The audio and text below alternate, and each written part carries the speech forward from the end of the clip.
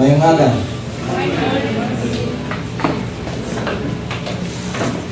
Malipayon nga adlaw sa inyong tanan, kag salamat sa Ginoo sa another Sunday nga ginhatag sa aton tanan. We are blessed. We are happy and blessed to welcome you all to our Sunday worship. Of course, sa among mga first-timers sa Subong Aga, welcome to Save by Grace Church. May mga kay Miss Kay, and of course, sa aton tanan. Ang Save by Grace Church, nag-paninguha na mangin gospel-centered ang inyong iglesia. Kapaninguha kita nga mangin truth-driven church. Ginatinguhaan naton nga ang Word of God amo ang pinaka-otoridad ang sining simbahan. Hindi ang pulong sang pastor, kundi ang pulong sang pastor nga halin sa pulong sa Dios. Kag of course, ang aton nga gina-envision sa sining nga church nga kita matrain bilang mga faithful men and women nga maga-proclaim padayon sang gospel. Kag of course, mag-make disciple for the glory of God. So, gina-expect ninyo when you visit Save by Grace Church, our challenge and goal is to teach you and to preach the Word of God. So, we are not here, so I am not here to entertain anybody. I am here na magwali sang pulong sa Diyos.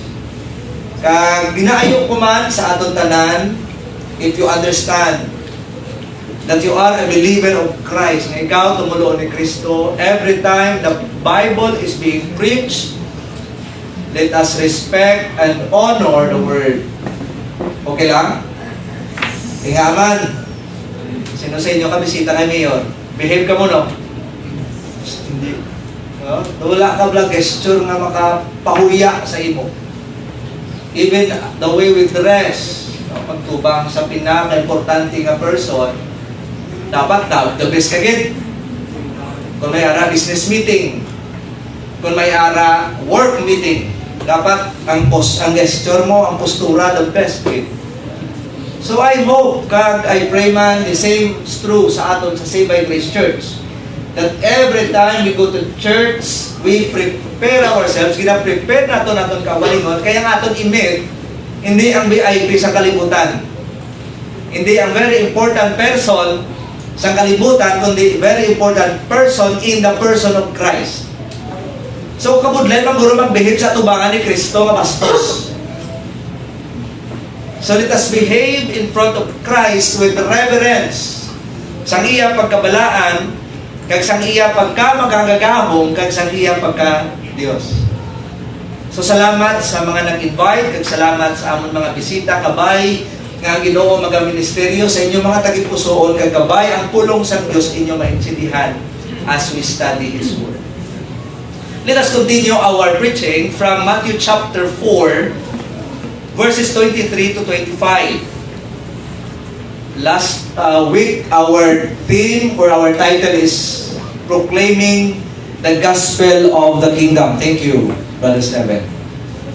The King's Ministry, proclaiming the kingdom or the gospel of the kingdom. So tungod kay ang ini nga part is the last part sa chapter 4. This is more on the application.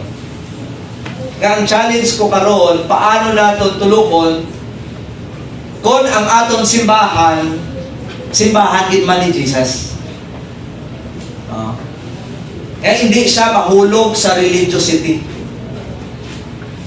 Kabalo ka mo, we as Pilipino, common na yan, pag sin church, kabalo na tayo kung ano na ang napagsilingon sila. Bisan din ka man magkanto, basta church, we know kung ano ang meaning sila. Let us read the passage, Matthew 4, verses 23 to 25. So the word of the Lord says, Jesus went throughout Galilee, teaching in their synagogues, preaching the good news of the kingdom, and healing every disease and sickness among the people. Verse 24, news about Him spread all over Syria, and people brought to him all who were ill with various diseases, those suffering in severe pain and demon possessions, and those having seizures, and the paralyzed, and he healed them. In verse 25, the large crowd from Galilee and Decapolis, Jerusalem, Judea, and the region across the Jordan followed him. Let us pray. Our Heavenly Father, I ask you to bless your people today. Once again, I ask you to sanctify each heart, enlighten every mind, and strengthen our faith once again. Enable us to walk in faithfulness. Encourage us when we are weak. Rebuke us when we are prideful. And we ask for your forgiveness, O God, because we acknowledge that we sin against you. Either we are conscious or not, nakasala kami sa imo, Ginoo. Ganit, Lord, teach us to humble ourselves and enable us to submit to your word. In Jesus' name we pray. Amen. So, ang ini nga passage, may ara lang sa 3 verses. Kag ini, mag-highlights sa picture sang method or pamaagi ni Kristo pag-ubra sang iya ministeryo, kag makita naton ang threefold work ni Christ. Ano na? Preaching, teaching, and healing. Preaching, teaching, and healing. So this passage is mark of his work publicly after his baptism and testing in wilderness. Kaya makita natin from this chapter, his message is very clear. His mission is very powerful. Ang iya mission, gamhanan. Ang iya pamaagi, nagabag-o. Kag ang iya command is urgent. Kag Matthew chapter 4, makita natin si Jesus not just a king, hindi lang sa hari, kundi preacher man siya, teacher man siya, kag healer man siya. So hindi mo lang siya hari. Kundi si Kristo, preacher, teacher, and healer. Ang iya ministeryo is holistic. Saving sinners, reaching hearts, calling followers, and healing the sick. And of course, he restores lives. I remember Pastor Kim, nag-share sa akin na about one person in Bulacan. Nag-start kami ministry. And sa tuod lang, wala kami training proper how to do ministry. Magwali ko, verse by verse, ito, expository, one verse. I just pick a verse, my favorite verse, and then just to talk, and talk. Bisan, okay ako, balo kung hindi ka nakalabot, sa kuwakal mo lang. That's why, ang intro ko lang sa pastor, kabalo ng audience. Balo ko muna ng intro ni pastor. May na-meet kami, na-encounter ko ulit, actually, isang babae, hibit sa isang waiting shed. When isang bago ko sa amon na ginastaran, may waiting shed, may nakita ko isang babae, hibit.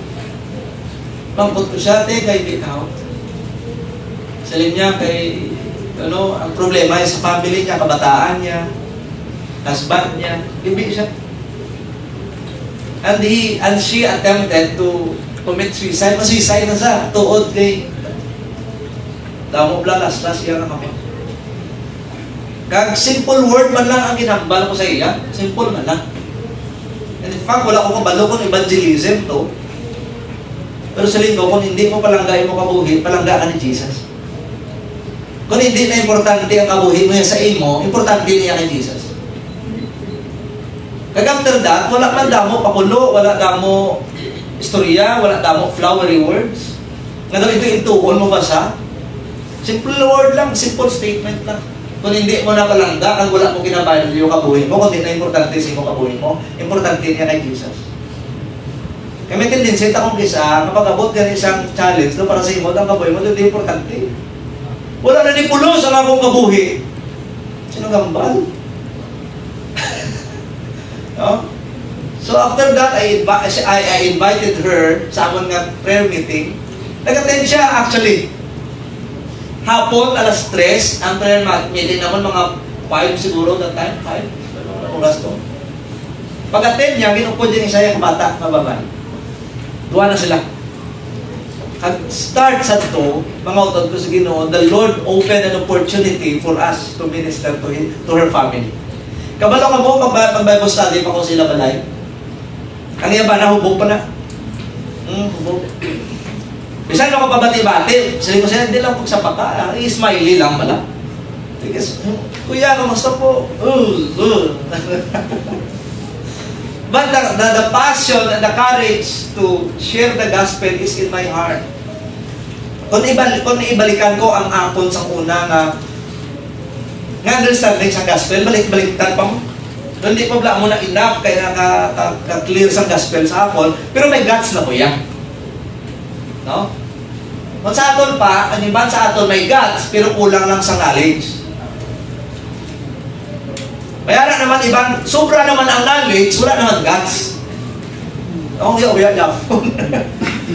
natambak ng knowledge niya. So to cut a long story short, na-convert ang babae, upod ang pamilya, upod ang tabugos ng pamilya, tungod sa holistic na ministry ni Kristo nga nagaluwas sa makasasala.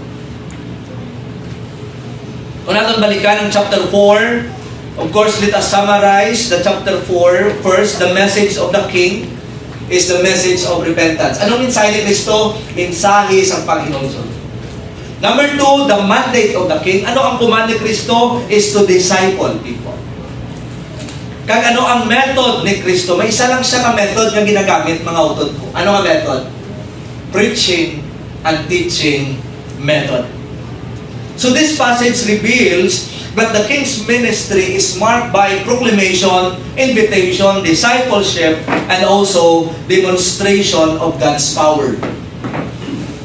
So my goal this morning is to evaluate our ministry if it is still in line with Christ's principle.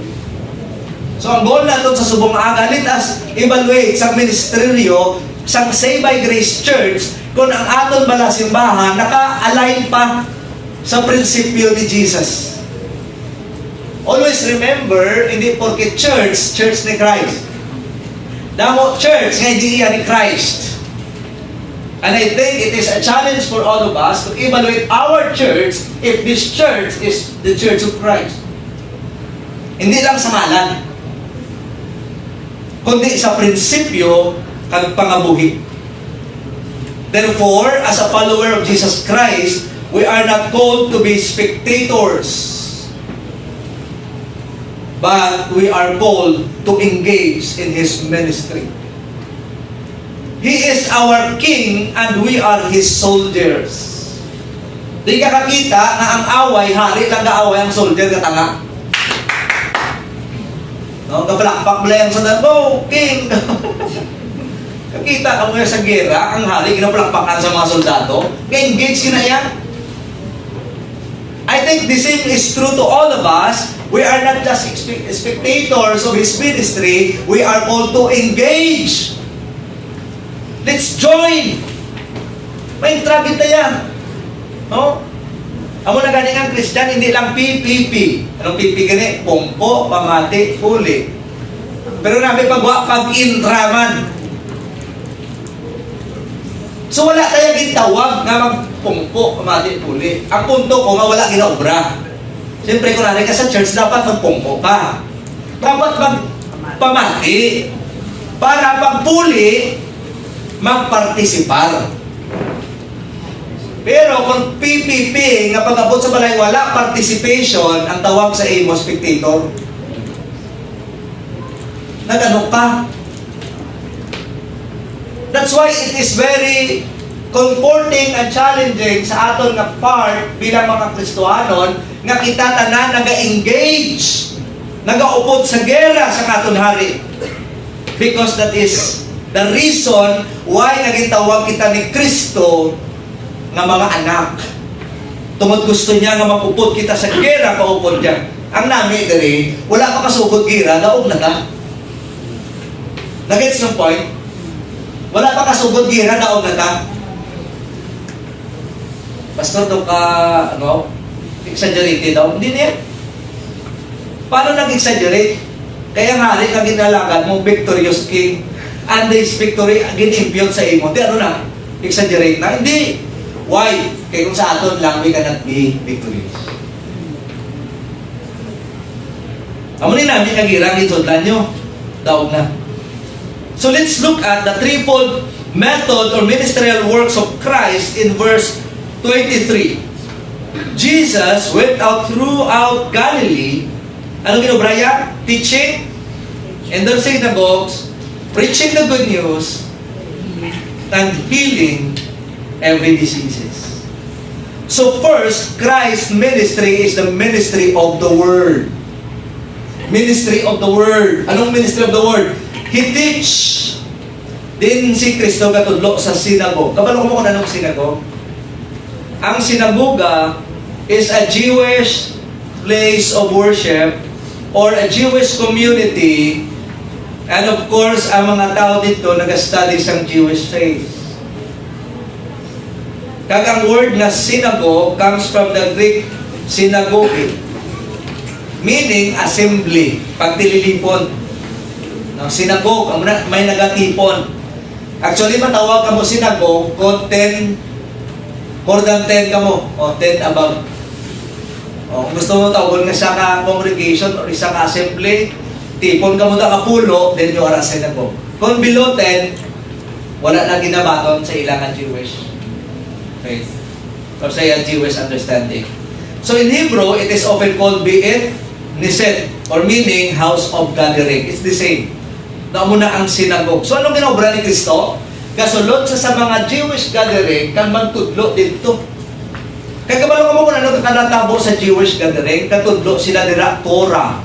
The first 5 books of the Old Testament, tinatawag na sa Torah. Genesis, Exodus, Leviticus, Numbers, and Deuteronomy. Most specifically, Jewish laws. Ceremonial law, civil law, or even moral law, ginatudlo na yan sa Jewish synagogues. That's why hindi kata makahambal nga they are not, competent or knowledgeable pag-abot sa law. Pero question, ano pang purpose si Jesus nga kasulod pa na siya para magtudlo? Because their motivation is works. I will do this so that I will be okay with God. But here Christ will teach them the works or the method of grace, that it's by faith. So anong ginobra ni Jesus? He teaches, and at the same time, He preaches the gospel of the kingdom. He preaches the good news of the kingdom. So sang si Kristo nagawali sang good news ng kingdom, anong good news ang ginanamin niya? It's very specific or very simple, and the king has arrived. That's good news. The king has arrived. Ang hari sa mga Jew nga ginaprophesy sa Old Testament nag-abot na, kag ari na karon. Sino ginanamin nila? Si Jesus.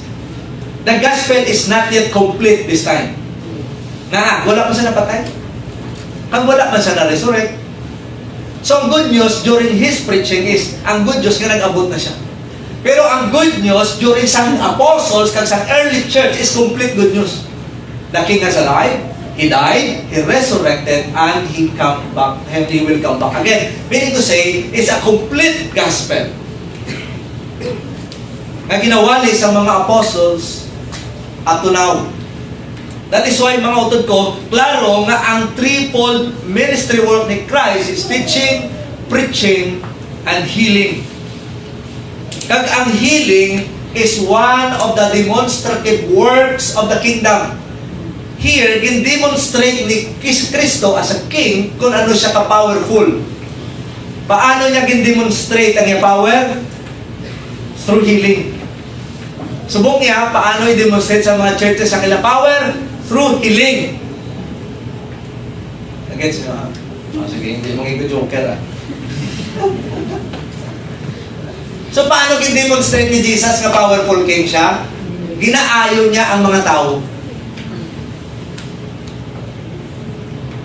So the healing ministry of Jesus displays the power of the kingdom breaking into human history, and every healing was a visible sign that God's reign was near. Visible sign nga ang Diyos nagahari paagi sa pag-demonstrar sang iya nga gahom. Kag ina makita mo sa iya pag-ayo sa tanan nga klase sang balatian during His time. But Jesus did not heal only to demonstrate His power, but He healed out of deep conviction or deep compassion toward His people. So si Kristo, wala lang sa pang-ayo kay tungod powerful siya. Si Kristo gapang-ayo tungod compassionate man siya. Naluoy siya sa sitwasyon sa mga tao, gani of course bilang minister, bilang Diyos, bilang hari, bilang great shepherd, He was moved by compassion. So therefore, gin-perform niya ang pag-ayo sa sininga mga katawhan. So ang iya action nagapakita nga ang iya tagipusoon dako towards ang iya katawhan. Duwaton ko ang pag-ayo ni Jesus sa mga balatian sa tao nagapakita kung ano kadako sa iya tagipusoon. Ang healing ni Jesus not to amuse us. Ang pag-ayo hindi ka ma-amaze lang kita. Wow! Grabe ba? Ang bulag, nakabati. Tima mo ka na? Hindi niya. Ang bulag. Ang bungol, nakakita. Pamagutan ka mo sa Save by Grace Church, how many of you, seriously speaking, nga kung makakita nga may ginayo ang Diyos, ang iya dayon nga response is this: grabe kadako sang heart sang Diyos sa tao. Or base, ang aton niya, wow! Amazing! Kung kakita ang milagro, I tell you, ma-amaze lang kamo. Pero kung ang Diyos hindi mag-work out sa atong tagipusoon, bisan ano kadako sa milagro, hasta lang ta sa amazing, pero hindi kita kalambot sa kaluwasan. Amazing, but not saved.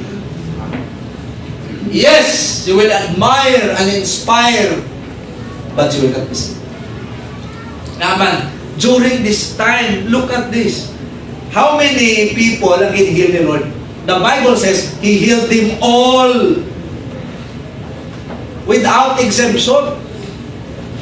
Kung isa to be ka parte sa katon family, yes. Grabe si Lord. So anong purpose ang healing na rin yung ministry ni Lord?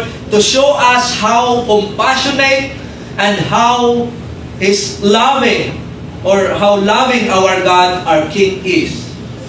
Because here, makita naton nga ang iya involvement sa aton nagapakita nga hindi sa malayo na Diyos sa aton, kundi malapit siya sa aton.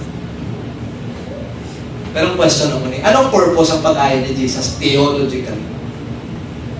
Nga may healing ministry si Jesus.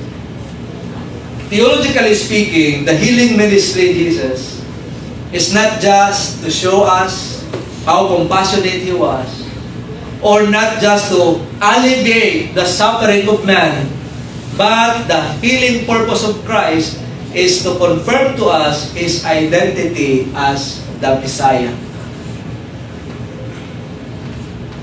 The one sent by the Father in Acts chapter 2 verse 22 says, Jesus of Nazareth was a man accredited by God to you by miracles, wonders, and signs, which God did among you through Him, as you yourselves know.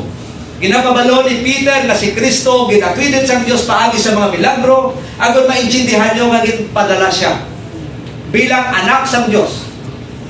Hindi para ma-amaze ka, kundi para makilala mo si Kristo. Therefore, ang healing ni Christ, not for our amazement, but in order for us to know who Christ is better.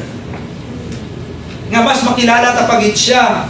Amo na ang problema diri nga sa mga tao ngayon.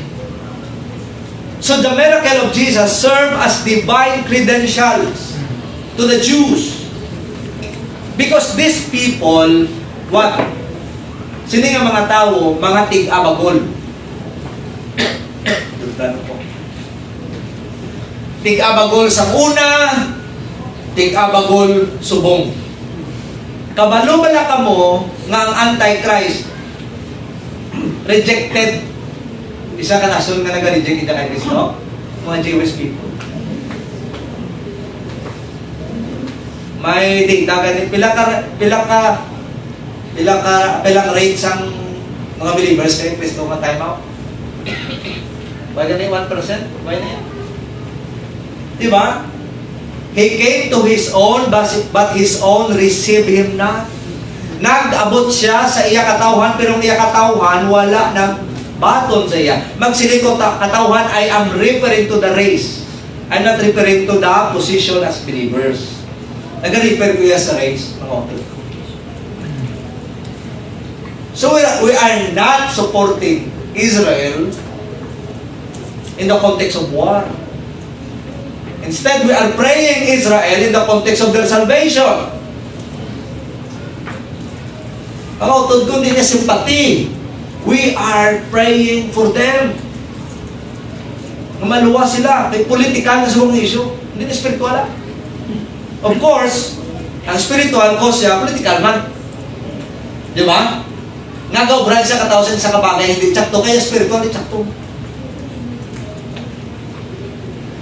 So here, makita natin the healing ministry of Jesus. Ang question, does the gift of healing exist today as what Christ demonstrated? Si Pastor Glenn, kapati ka pa healing? I believe that God still heals today. Kapati pa ko yan. Tama?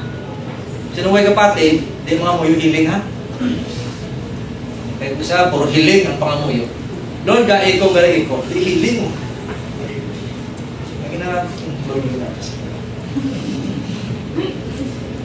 And God's healing sometimes in miraculous way. Sometimes. But He may do so through medicine, doctors, or either direct divine intervention. But here, all healing ultimately comes from. Pwede ta maayo paagi milagro? I believe on that. Maayo paagi sa teknolohiya? I believe on that. Maayo paagi sa doktor? I believe on that. Paagi sa medicine? I believe on that. Ngaman, ang ini nga mga means ang pag-ayo is God's providence. May isa kong kakilala, nagpati siya, wala siya sakit, bisan may sakit siya. Wala ko yung sakit. So hindi mo kinanglan sa physician. Pero ang mali Jesus, nagkari siya sa may sakit. Kung may ka sakit, hindi mo siya kinanglan. Kahit law of attraction, kung anong gina-confess mo, maabot sa mo. So since may sakit siya, law of attraction, sila nga why yung sakit. Sila ko nakasala ka na, ngaman, binuting. You lie to yourself. Ngaman, may sakit ka eh. So meaning, hindi mo kinanglan sa healing kung why ka sakit. Pero kung ginagawa mo may sakit ka, kinanglan mo healing. Pero I believe, gapati, manta sa miraculous healing sa Diyos. Pero talagang tagapa-doktor. Kung gapati ka miraculous healing, hindi mo na kailangan doktora. Pero since we do that, meaning to say, we believe also in that kind of healing. Kaya nga man, nag-point ko karon kay i-shape natin ang ministry natin sa principle ni Christ. So I believe in God's healing. Ultimately, all healings or means of God's healing is available to us. However, I do not believe in individuals possessing a guaranteed gift of healing. Ang wala kaya kinapitihan nga may tao nga nag-possess ang gift of healing. Huwag ko na yung kapati. Nga, in the way, kaya gina-claim sa bungsang matao nga may isa ko kapastor nga may gift of healing. Sila ko, I believe, hindi healing, isang gift sa pastor. Liwaton ko, gift of healing.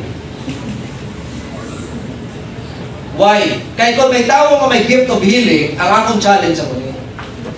Pakilala niyo sa akon, kay kantuan ko sa kagdaloon sa regional hospital. Kaya mo may sakit. Kung tao may gift of healing, tali na ginawa na siya sa pandemic. Galing, isang pag-pandemic, ang tao may gift of healing na nakuman. Get exposed. Kaya nga man, this is a perversion of teaching of Christ. Gapati ko nga ang Diyos gaayo, pero why ko gapati nga may tao nga gifted mag-ayo. Kaya nga kung pamaagi, ang providence ang Diyos ang pag-ayo today, practically speaking, paagi sa bulog, paagi sa doktor, nagpaagi sa technology, ina-means na sa Lord, and I tell you that is already a miracle. Pag-create pa lang, milagro na. Ang bulong na alin sa laboratory, milagro na, parang mind na. That's wisdom, that's mind. And who does that? Wala sa iba ng Diyos. But I will tell you that healing is always God's prerogative, not ours. He is sovereign. If He chooses to heal you, then give glory to Him. But if not, then still we will give glory to Him. The Lord gives and the Lord takes away. We should absolutely believe in God's power to heal, but also trust His wisdom, and in when and how He chooses to do so, whether through surgeon's hand, miracle, or slow recovery, all healing is a gift from our compassionate King. Now, ang ininga part is God's demonstration of His love. Now, we will go back to our ministry today. Ang principle ni Kristo bala na pag-preach, pag-teach, kag pag-ayo, still amon bala ang prinsipyo na nag-shape sa aton ministry today. This church is not our church. Matthew 16:18, I will build my church. Meaning to say, if Christ built His church, we must acknowledge His principle. Nga aman, mga utod ko sa Ginoo. Kita ma-disqualify kita kung ang prinsipyo sa iglesia hindi prinsipyo ni Kristo. Hindi mind ni Kristo ang magpadalagan sa iglesia, kundi mind sang tao. Man-made doctrines, man-made gimmicks for the ministry of Christ. That's why this morning, let us ask ourselves, when we looked at the life and the public ministry of Jesus, can we honestly say that our ministry today follows the same pattern as His? Honest lang, let us look at, let us evaluate, say, by Grace Church. Ang simbahan ba na natin nga magamay nga church, small community, honestly speaking, na-pattern ni bala kay Kristo? Na-pattern bala sa pagtudlo niya? Na-pattern bala sa preaching niya? Ang na-pattern bala sa tagipusoon niya? Are we still preaching the King's message? Ang message ba lang gihapon sang hari ang atong ginawali sa church? I tell you this. The pulpit today is the most important part sang aton pag-alagad kag pagnimba sa Ginoo. Because in the pulpit, the message of the King must be preached. Therefore, it is very challenging sa aton nowadays to discern sang preaching na nagkakalatabo sa mga simbahan. Why? Because all preacher brings the same Bible.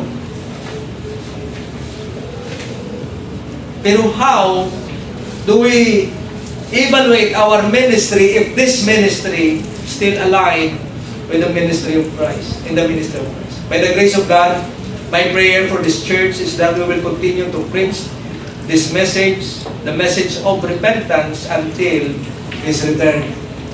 Kabalo ka mo, ang message of repentance is not just a message for non-believers. The message of repentance is the message for believers.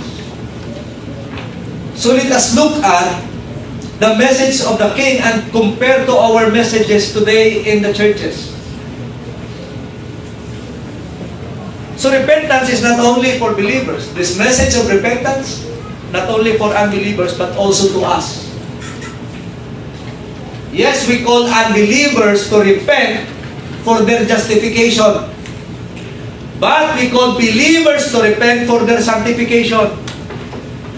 Because repentance is daily acknowledgement sang aton kakulangan sa Diyos in the context of our sanctification. So si Jesus nagapanawag sa mga tao, repent! Prepare your heart for the coming of the King, for your justification, para ikaw maluwas.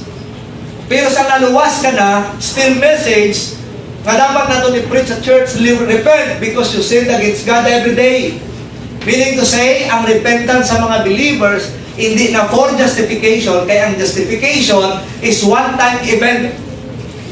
You are declared not guilty before God because you repented and believed in Christ. That's one time. But the repentance unto sanctification is every day.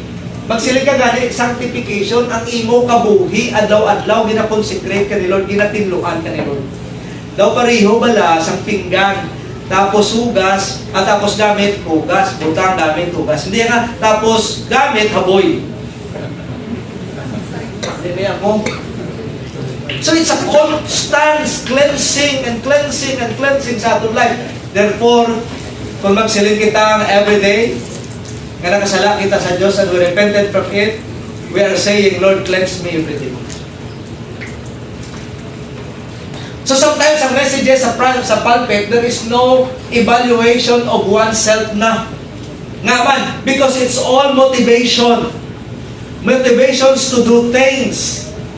Motivation to be successful, motivation to be healthy, to be wealthy, those motivations, amo ang dominant nga gina-preach subong sa simbahan. But what about the message of repentance?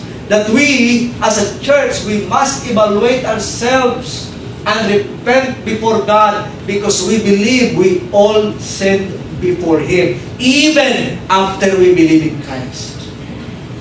Sa nga ka kay Kristo, perfect na ta? Yes, positionally. But progressively sa aton kabuhi, we are not. Amo na nga may dapat kita obrahon, repentance unto sanctification. Is this message still preached today?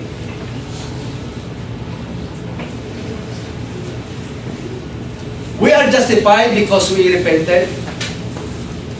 But also, we are continually sanctified because we are daily repenting from our sins. Repentance after justification is sanctification. Meaning to say, save ka na, positionally, you are righteous in Christ, kaya tungkol nagtuo ka kay Kristo, pero doesn't mean nga imo kabuhi, wala sang sala. Nagatubang ka sang damo nga, ups and down, ups and down. Ano nga ba sa Proverbs? May the righteous man fall 7 times, the Lord will uphold him. Ano nga ba sa Proverbs? Bisan ang matarong nga tao madasma ang 7 ka bisis, ang Diyos magapabangon sa iyo. Liwatan ko bisan ang matarong nga tao madasma, meaning ang tarong nadasma diyakon. Hindi porket matarong sa tubangan sa Diyos, kaya may justify kita, wala na tadasma. Kaya ang tao matarong nga wala dasma, ito nas langit. Kaya wala tayo dasma mo. Dari sa dukay may dasma. Pas langit lang na. So I hope na get yung points ko. Na yes, we are righteous in the sight of God because of Christ, but doesn't mean you cannot sin. But again, because God is forgiving, hindi man pwede nga licentious naman kita. We must, put off and strive magkabuhi sa balaan, hindi sa bilaan. Balaan sa tubangan sa Diyos. So, anong prinsipyo sa scriptures? May the righteous man fall 7 times, bisan ang tao kamatarong na dasma sang kapito, ang Diyos ang magapabangon sa iyo. So, ang question ko subong aga, does the message of the King still preach in the pulpit today? Ang mensahe bala sang hari gina-preach pagyapon sa pulpit. Kabalo ka mo, instead preaching of repentance, ang nagwa subong motivational speaker. Now, ti pastor, time kaya ni Jesus. Modernize na tasubong. That's why, amo ng error naton. Kaya bisan 20 years, 20,000 years pa magligan, basahon mo ang Mark or ang Matthew, the same message mo na dyan kung magkano. Nalagay sa ko. How old is Matthew? Is this book? The scripture. Old Testament, 6,000 years. Ang New Testament, 2,000 years. 50 AD, 60 AD na sulat. Meaning old na siya, ancient book. Pero when you read it, nag-change siya. Subong you will read Matthew 4:17, repent for the kingdom of heaven is at hand. Bukas, basahan pa liwat, the same message. Repent for the kingdom of heaven is at hand. Next month, basahan, repent for the kingdom of heaven is at hand. Next year, basahan mo siya, repent for the kingdom of heaven is at hand. It never changed. Kung may change, kung may teaching na bago, hindi as ang Diyos. Kaya wala sang bago na teaching ng Diyos because the word is already here. So anong point ko? Na evaluate natin is our preaching, our messages, na gina-preach sa pulpit, still the message of the King. I am not saying na kada wali ko may word na repentance. What I am saying is that every time we hear the word of God, we must see ourselves as sinners and exalt the God, the Holy God, so that in that position we can say, Lord, I need you. And I don't know if every time you hear the message from the gospel, amo na ang aton panguna-una, Lord, I am a sinner and you are holy. I am a sinner and you are holy. I am a sinner and you are holy. Let us not be motivated by material things or temporal things. So what I am trying to see here, nga makasilin ko nga gina-preserve bala nato ng message, nga ang preaching bala, matudlo sa aton nga after this, pagpakilala kung sino kita sa tubangan sa Diyos, na makasilin kita, Lord, makasasala ko.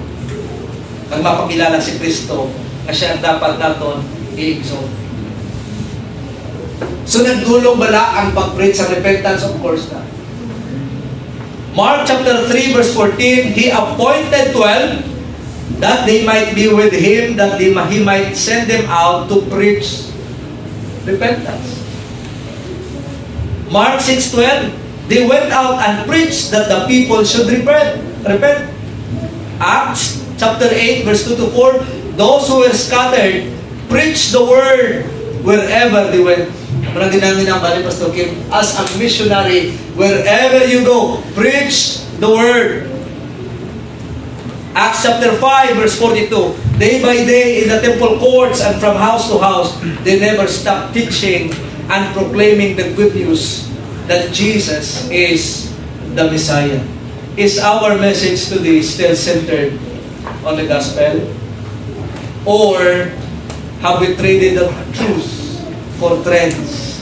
Or the messages today is more on gimmicks?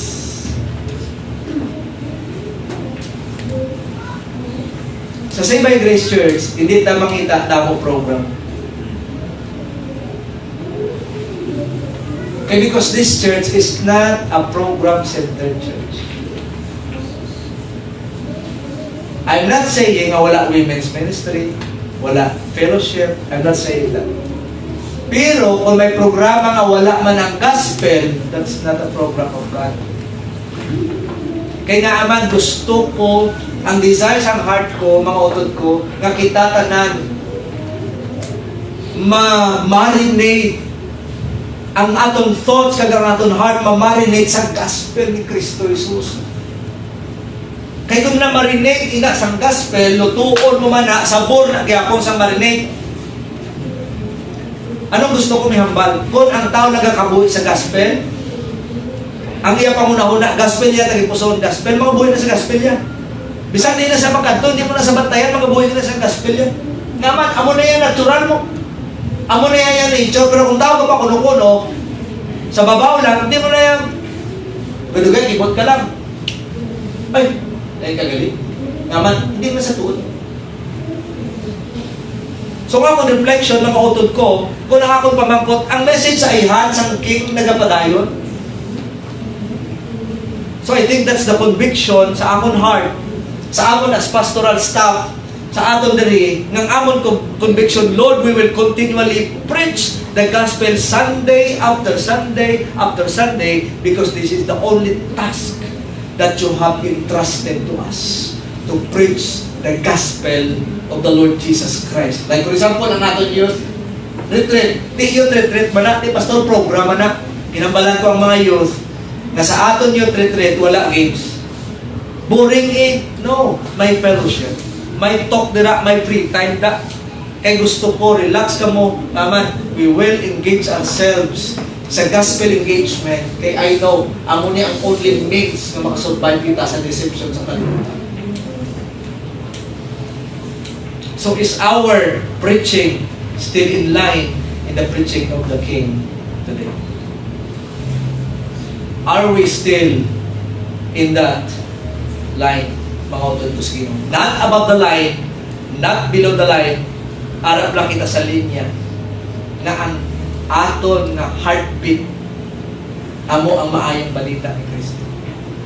Kung magpuli ka mo karon, kag wala niyo nakita ang inyong weaknesses, there is something in our hearts. We have to see ourselves na nagakinahanglan sa mercy kag sa grace of Diyos every day.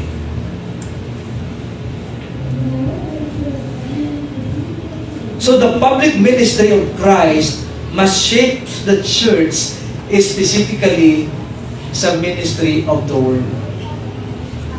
So this is a hard task for us, because we will engage ourselves digging the truth of the scripture and teach it to the church. This is our priority, na mawaligid ang gospel of Jesus. Kay si Kristo ang pattern sa aton nga ministry. Sa last 3 Sundays, no, may mga bisita kita. And there are guests from other churches. So we have different orientation. Pag-abot sa services. Kagabi ng Bible study ko nung sa Celestial Ira sa Santos. Nag-istorya kami about discipleship. Subong ang discipleship daw ginagamit na lang na password to influence these young people. Anong kakalatabo? Ang church mismo ka-hurt sa mga family, subong sa context ng discipleship. Can you imagine discipleship alas 8 ng gabi hasta alas 10 ng gabi? Ang mga bata, instead na sa balay, kumpiyansa na sa nanay ng tatay, atop sagwa. Sino mo po sa mga bata? Si pastor. Ganos lang, discipleship, nandun ka lang. Tapos si ate, si pastor, ito nung nasagwa, discipleship, nandun ka liya. Pero anong kakaladula? Anong nagakwa? Anong error? Ang bata dapat, aras balay, kay gabiin na, mabulit pang ugas pinggan, ahay, sa discipleship, sagwa. Kasi why not may mag-discipleship sa balay?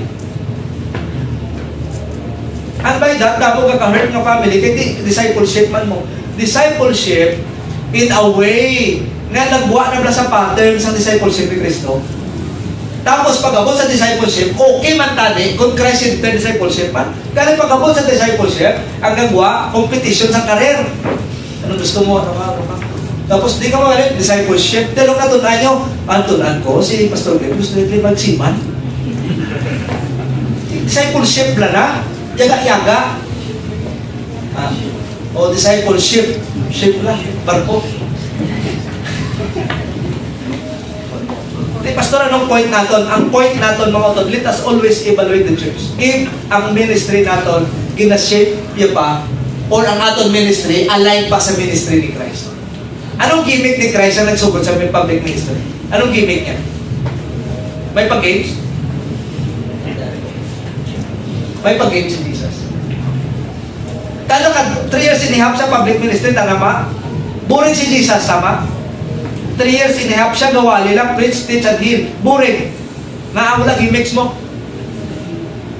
Pero sa 3 years and a half ni Jesus Christ, anong result sa ministry niya? Conversion.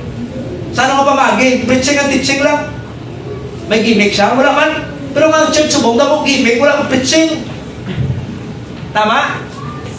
Sa time ni Jesus, preaching and teaching and healing. Subong niya, healing anay, wala na preaching and teaching. Good life mo, Pastor Mark. Joke, hindi na mo mag-gets. Sa time ni Christ, the only method nga gusto niya idusok is only preaching and teaching. No more, no less. Now, don't misinterpret me. Basi magambal ko nga wala gitubrahaw ng Diyos.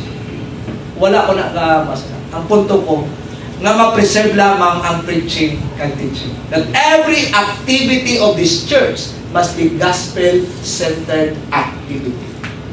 Kung may women's ministry na later on, hindi lang niya pataas-taas problema sa bana. Okay? Bana ko problema, hindi mo tapos problema sa bana, mantana na lang. Or sa mga men's problema, asawa. Asawa ko ganyan, ako nagppetition na. So hindi na yung point. The women ministry and the men's ministry should center on Christ. How can we love our spouses in the light of the gospel? Kung ginpanangga na ni Kristo nga makasasala ta, therefore we must love them because Christ loved them also. Meaning to say later, in every activity of the church, Christ must be exalted because this is the only ministry nga gin-shape ni Christ during sang iya nga ministeryo mga utod ko sa Ginoo. No gimmicks. Damo, subong church, may mga smoke, ano pala? Smoke machine. Lightings. Amen. Kung nasa si by grace, na ang lights nila ito, may green, may red. Gano'n. Pum. Wala na. Tugi-tugi, discohan na. Kanto ng tao, wala amo na ka-board. Pero tani, dili sa si by grace, kung wala preaching sa gospel, amo ng reason nga ma-board ko. Tanaan lagi mga utol ko, tanan ta matubang sa Diyos. Kaya I believe, if we will expose the gospel, pakasiling ko, Lord, thank you again sa pag-present sa akin. So the church is not a disco place. It's not a place of entertainment. The church is a place to equip us because we are soldiers of Jesus Christ. So is our ministry shaped by His? Praying by His grace. Kapag kita i-shape ni Kristo Jesus. Mga utol ko sa Ginoo. Amo na yung last mga buyan sa inyo. As we reflect the ministry of Lord Jesus Christ, Christ's public ministry was not a show. Ang iyang public ministry hindi ni show. It was a call. A call to repentance, a call to discipleship, and a call to faithful proclamation of the gospel. Next time, i-touch natin ang discipleship sa last part. Hindi ko din pagkintagaan emphasis mo. Sa last part sa Matthew 28, I will give emphasis to discipleship. Pero here, hindi lang. Meaning to say, mga utod ko, we are called by God to repent, to disciple people, to be faithfully proclaim the gospel of the Lord Jesus Christ. Let us not build ministries that entertain. Let us build ministries that exalt, honor, and glorify the King. Let us not build ministries that entertain. Mga utod, kung ara ka sa ministry, kay tungod na entertain ka, you are in a wrong place. Be in the ministry that honors, exalt, and praises the King, Lord Jesus Christ. May the ministry of Christ shapes our ministry today. No gimmicks. Let us straightforwardly preach and teach the Word of God. May God be glorified today. Let us pray. Our Heavenly Father, thank you for your Word. Bless us and help us apply it in our lives. Enable us to live like Christ. At the end, Lord, kabay hamon life makahimaya sa inyo. This is our prayer in Jesus' name. Amen.